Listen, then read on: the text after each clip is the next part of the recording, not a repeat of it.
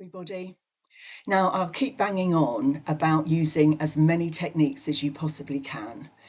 And I keep saying that the more techniques I learn, I keep going back to the old trusted ways like acupressure, reflexology, essential oils, and crystals. Now, crystals are not only beautiful, but they're there to help us and the earth. And I am a lover of crystals. When I first started out 30 years ago, I have so many crystals. I have spent thousands of pounds on them. And unfortunately, now I really can't remember what half of them are because most of them are like a clear quartz. And so, what I recommend to people now is you have one crystal and you program it to do whatever you want. So, if you want to find love, if you want to release your stress, if you want to protect your house, if you want to protect yourself from negative waves from phones and computers, whatever you want to do, choose a crystal that really calls to you.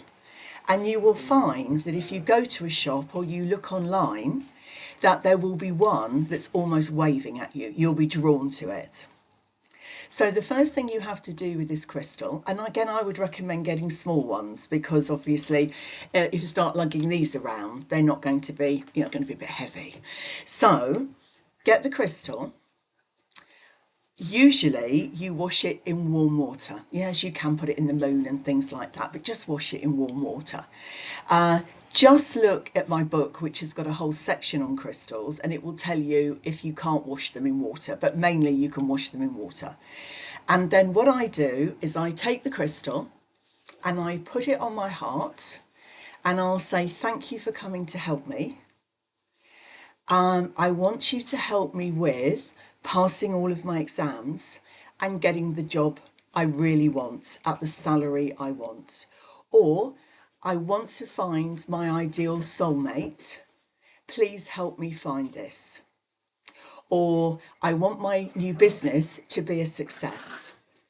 Anything that you want, you can program a crystal to do and to help you with. And then have a little chat with it, get to know it, and see what it's got to say to you. And so then you have to decide where you're going to put your crystal. Now, I'd like you all to start using your intuition a bit more. Get out of your head, get more into your heart. So even say, where would you like to be? And wait for an answer. Don't make one up. If you don't get an answer, hey, that's fine. But just to see if it does say by your bed, ladies, down your bra, in your pocket, in your handbag, in your wallet, in your car, wherever it will want to be. And then put it there. And then I would say, however often you can do, once a day, once a week, pick the crystal up and have a little chat with it and feel how you have progressed.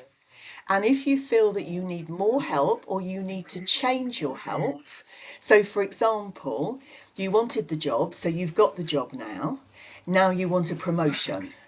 So wash the crystal again, reprogram it and say, thank you so much. I got that job. Thank you so much for your help. But I would like a promotion, and this is the promotion at the salary I would like. And I know I can trust you, and you know I'm going to bring it to you.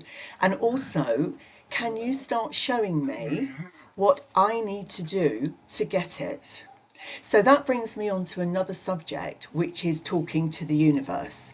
We're all told about manifesting and everything else. So yes, there's lots of manifesting techniques. A lot of them don't work because you've got blocks that are stopping them. You believe you don't deserve, you're not worthy, you're stupid, you'll never be able to do it, etc., etc. But we need to actually do some action, and this is all of it. I keep mentioning it on the stresses, I keep mentioning about having EFT as a habit. All this must become a habit. So what do I have to do to get that promotion? Do I have to do some extra training? Do I have to do some volunteering? Do I have to talk to other people? Do I need to have a mentor? Ask the crystal to start showing you what you need to do and then take note. I'll tell you a quick story about I was in the Galapagos Islands and I was told that I was there to meet somebody and they would tell me where I was going to next on holiday. And I travel on my own. And so I did meet somebody, but it wasn't them that was going to tell me. Anyway, didn't think anything about it. And I thought, oh, well, okay, no, right, it didn't work, blah, blah, blah, blah. Anyway, I was sitting in my hotel waiting for my taxi to take me back to the airport. And suddenly I got chatting to this American family next to me. And strangely enough, he had been in the Air Force and had been based in England. And I knew the base because my dad was in the Air Force. I knew the base he was on. And we started chatting. And he said to me, oh, yeah, we had a great holiday last year. We went to Tibet.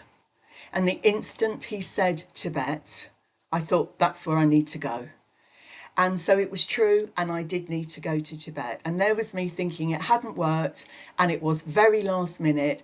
But start to listen to what people say. Start to notice if you're shown things in magazines or papers or online. I always get stuck next to the person who wants to tell me their life story on a plane or a train. But I was at an exhibition the other day, and this young lady came up to me, and she was rake thin. And she started telling me that she had an underactive thyroid, and my judgmental self went, oh, yeah, no, no. But what she did tell me was that if you have a gluten intolerance and you eat bread and you're eating gluten, it therefore gives you the symptoms of an underactive thyroid. And you know what? I never knew that. So again, I listened, even though I had dismissed it, but I did listen. So start to look for signs about what you want to do. Okay, I hope you found that interesting. Take care.